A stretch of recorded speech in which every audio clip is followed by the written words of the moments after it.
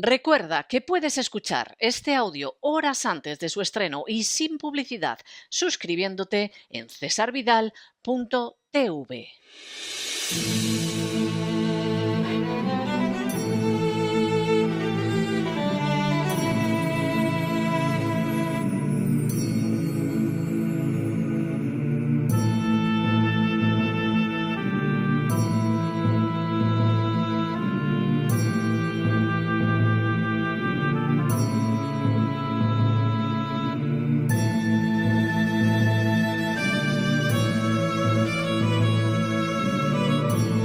La Voz con César Vidal, desde el exilio.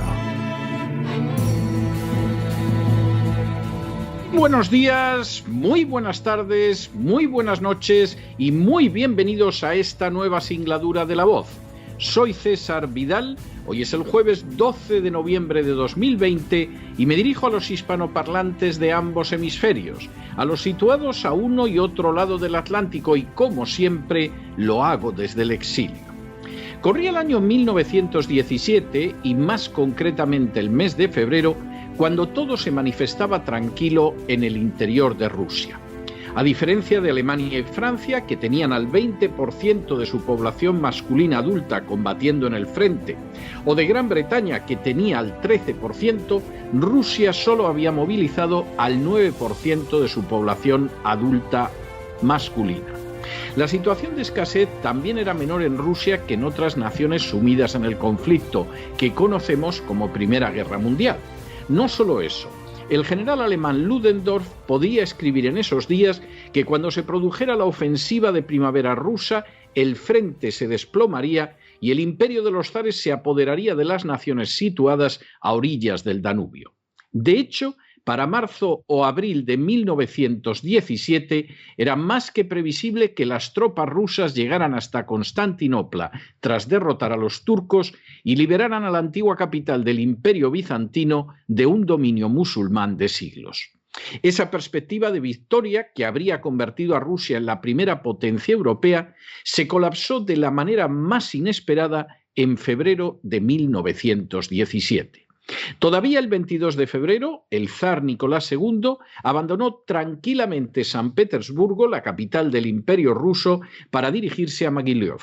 Su conducta era lógica, porque la calma más absoluta reinaba en la capital. Al día siguiente, de manera totalmente organizada, pero que pretendía presentarse como espontánea, San Petersburgo se vio sacudido por motines y desórdenes. Sin embargo, como escribiría el propio Trotsky, aquel día, el Día Internacional de la Mujer, nadie esperaba que sería el primer día de la revolución. Nadie lo esperaba, ciertamente, pero así fue.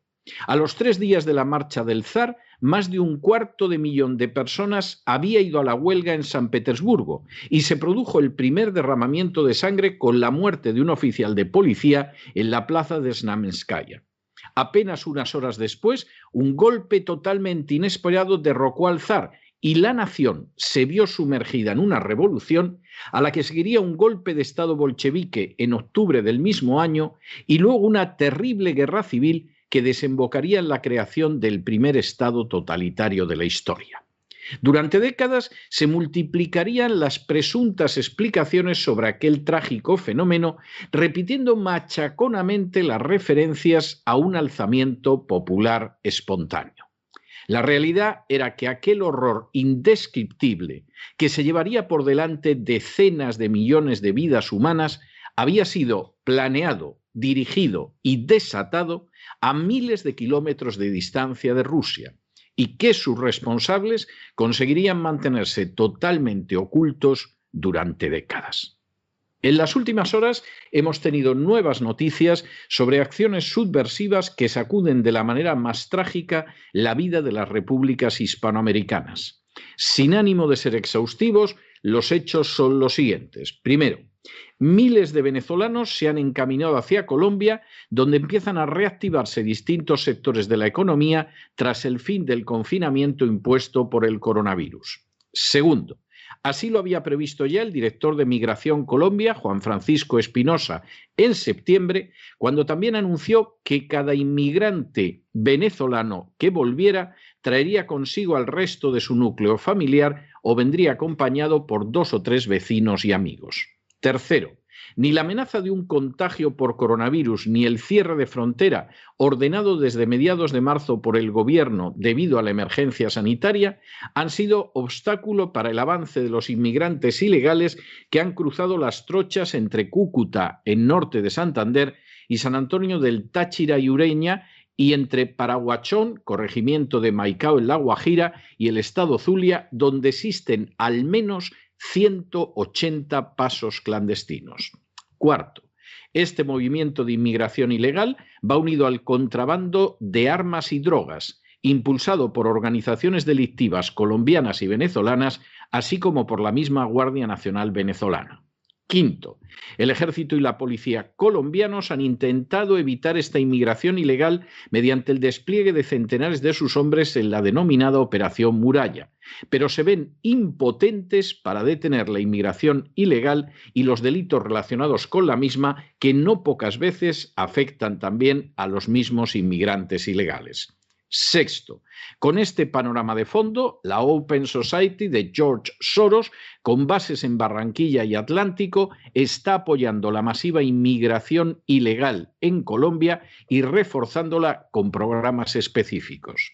Séptimo, en Perú, también con un respaldo innegable de Soros, el presidente Vizcarra intentó incluir en el seno del Tribunal Constitucional a organizaciones como las de Soros, lo que habría implicado una acción inconstitucional que habría otorgado a la nación un estatus privilegiado dentro de la agenda globalista. Octavo, al producirse una negativa del legislativo a someterse a los planes de Vizcarra, que eran los de Soros, el presidente peruano disolvió el legislativo en lo que fue un golpe de Estado real que se limitaba a seguir los objetivos de la agenda globalista.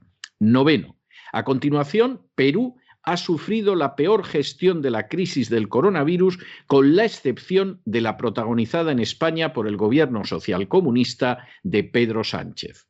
Décimo, finalmente, hace apenas unos días, tras una acumulación de indicios de culpabilidad que lo convertían en moralmente incapaz, el presidente Vizcarra fue destituido de su puesto por una aplastante mayoría del Parlamento.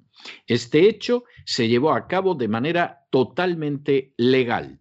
Undécimo, a pesar de su legalidad, la acción del Parlamento ha sido cuestionada frontalmente y mientras se espera el dictamen del Tribunal Constitucional, los medios están agitando a la opinión pública a la espera de que las calles se conviertan en un clamor contra la merecida destitución del globalista Vizcarra. Duodécimo, apenas unas horas antes de su destitución, el gobierno peruano había decretado la apertura de los lugares de culto, pero obligando a las distintas confesiones a utilizar lenguaje inclusivo en sus servicios religiosos, una práctica bochornosa en la que ya incurrió hace meses el arzobispo de Lima y primado del Perú, Monseñor Carlos Castillo, en el curso de una misa de especial relevancia pública. 13º. Todo esto ha tenido lugar después de que Robert Malley, el asesor personal de Soros para Hispanoamérica, visitara Perú. 14º. Robert Malley ha mantenido también encuentros por cuenta de George Soros con distintos presidentes hispanoamericanos, como fue el caso del colombiano Iván Duque, con el que se reunió en octubre de 2018. 15º. Todos estos hechos tienen paralelos más que obvios en episodios desestabilizadores como las caravanas de inmigrantes ilegales dirigidas desde Centroamérica a Estados Unidos o en los desórdenes violentos sufridos desde hace más de un año por Chile. Y 16º, en todos y cada uno de los casos ha resultado innegable la acción de respaldo a todas estas acciones subversivas que han proporcionado las organizaciones de George Soros. La meta de la agenda globalista con respecto a Hispanoamérica es obvia. Busca convertir a las diferentes repúblicas del subcontinente en un conjunto de protectorados privados de libertad, de soberanía y de independencia. En esos protectorados se procederá al control de la población mediante una imposición de la ideología de género desde los primeros años de vida. En esos protectorados se procederá al control de la economía mediante un endeudamiento creciente de todas y cada una de las naciones hispanoamericanas, lo que imposibilitará el ejercicio de su soberanía. En esos protectorados se procederá al control del desarrollo económico mediante el reforzamiento de las tesis de la calentología que cegarán cualquier posibilidad de desarrollo industrial. En esos protectorados se procederá a trastornar la identidad nacional mediante procesos migratorios de carácter masivo. En esos protectorados se procederá a controlar los medios de comunicación de manera masiva, ocultando la manera en que avanza la agenda globalista. Y en esos protectorados se procederá a perseguir a los disidentes que, a diferencia del arzobispo de Lima y primado de Perú, no se arrodillen de manera total ante las imposiciones de la agenda globalista. Todo esto sucederá de manera fríamente planeada, con la intervención directa de organizaciones como las financiadas por George Soros e insistiendo siempre en el carácter espontáneo y justo de las revueltas, cuando lo cierto es que todas ellas están articuladas y dirigidas, como sucedió en distintos países del este de Europa en las últimas décadas, y cuando además es obvio que no obedecen a impulsos espontáneos de la población, sino a la planificación de grupos entregados y entrenados para la subversión. Lo que sucede ahora en distintas naciones de Hispanoamérica no es un conjunto de problemas locales. Son las manifestaciones innegables de cómo esta parte del mundo se ha convertido en uno de los campos de batalla más relevantes para la agenda globalista.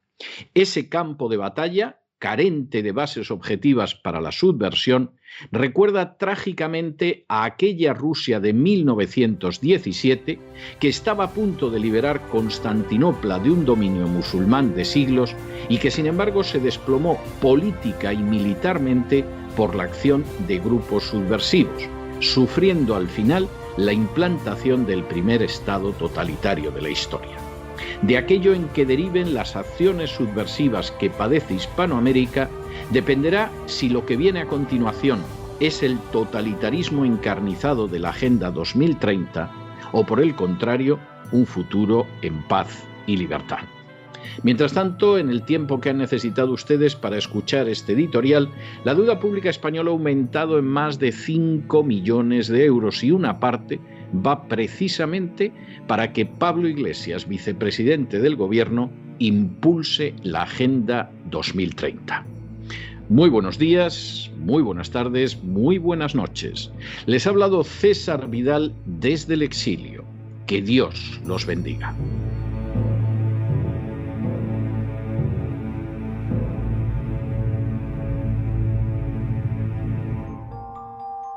Esta sección está patrocinada por crowdfunding con el siguiente mensaje.